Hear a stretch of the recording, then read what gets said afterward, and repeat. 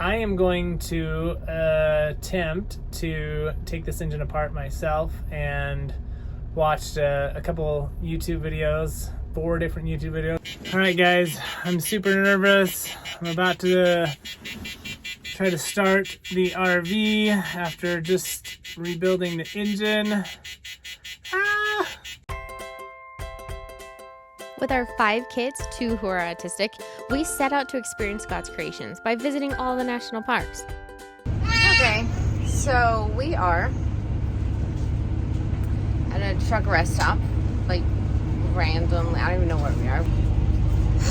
But weird things have been happening with our RV, so we stopped. Unfortunately for us, it was not good news. We got plugged in with the mechanic and they said that one of our injectors is going out in our RV. So kind of a big deal. Mechanic shop, they want to replace all the injectors, which that would be $8,000 they quoted.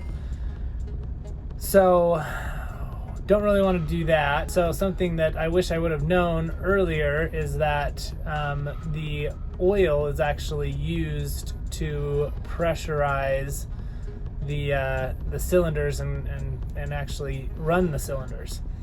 And so it's very important that you keep the oil very clean actually in these, and then if you do that, they're fine. I am going to attempt to take this engine apart myself, and watched a couple YouTube videos. Feeling pretty confident. I've got an awesome remote mechanic that came and plugged in, and he's gonna do the computer stuff for me, and I'm gonna do the leg work, and we're gonna replace this thing. So let's see how it goes.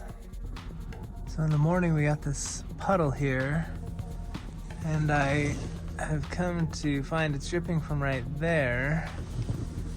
So it looks like the coolant is coming out of there. I don't know what that thing is. I don't see any wetness higher than that. So there's our injector. It's a big thing. It's a lot bigger than a spark plug of a car. Our oil was leaking as well, and I got underneath and figured out that it was leaking from the block heater. So the shop wanted 120 bucks just for the part. Found it on eBay brand new for $20. So got that, and I'm gonna replace that as well. Got to drain the coolant and stuff to do that. So lots of big work today. Looks like to me that in order to get to that top of that engine, I gotta get this whole exhaust system out. So that's gonna be my first thing. Right up there, you can see that's where the block heater is. So I'm gonna replace that and then figure out how to crawl up in there. So this exhaust pipe is definitely in my way. So I'm gonna get that out, and then hopefully I can stand right here and get in on top of that engine there. I was originally hoping that there was access, like, so you could just like lift up the master bed and there would be like a nice little panel there to let you in on top of the engine, but there is not. You'd literally have to cut that out with a saw. So if I can take out this exhaust pipe, that should get me in there. It's been a pain trying to get this muffler off because these things are rusted. And so I'm just actually cutting this guy off because I'm sick of it. So there we go. So those guys in the back there are rusted. But once I get that, I should be good. Well, finally got that to drop out of there. Now let's see if we can get up in there and see what's going on. Made it in. Holy cow, that was a job to get inside here to where I can even work on the engine. So this is what I have to look forward to. I was going to be doing this today, but there's no way I'm going to even attempt to start this right now. Gonna wait till tomorrow. So we got all these wires running on top. I'm guessing that's probably right where the cylinder is too. So I'm gonna have to, I guess, take all those wires off and get them out of the way, I'm assuming. Got to drain out the coolant in order to fix the block heater, and also there's a hose up above that is on top of the engine that I got to take off, and so got to get coolant out for that too. Finally, I'm in. I have complete access to the valve cover, moved all this wiring and hoses and stuff, unconnected it. So we are ready to vacuum and clean this off and then take off the valve cover. All right, we're in here taking off the valve cover. Break him loose with that guy, and then speed things up with the drill.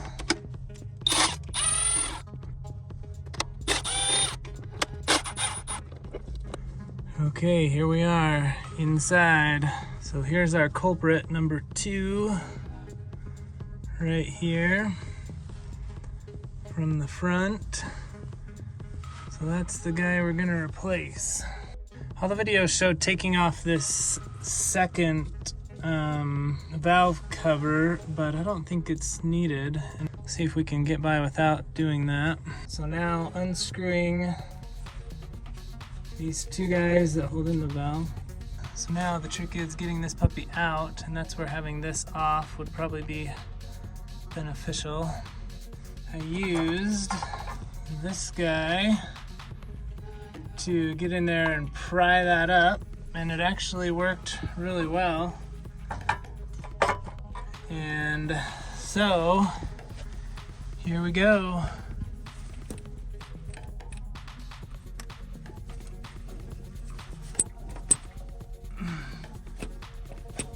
I'm gonna have to pry more. Okay, so I got the valve out, but inside here, there's some gunk down in the bottom. I sucked out all of the oil and gas that was on top of the piston head with that guy there. And now we're about to put in the new injector. Super excited. All right, our injector is in. Gonna put back on the electrical thingy, and we are good to put the top back on, valve cover back on. Valve cover back on. Now we're going to hook back up all the wiring, how it was before. All right, we have put everything back together. Valve cover on. Now we're gonna start blocking our entryway, so I really hope that I didn't forget anything. I'm super nervous. I'm about to try to start the RV after just rebuilding the engine. Ah! So scared. I'm about to do it though. Please start and work and have no check engine light.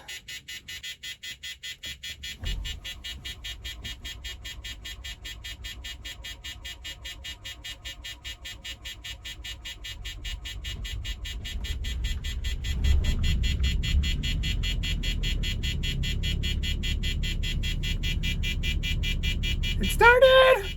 That's good. No check engine light so far. No check engine light so far. Woo! I think we did it. It's a miracle. Thank you, YouTube, for providing a platform. People can share how to do things.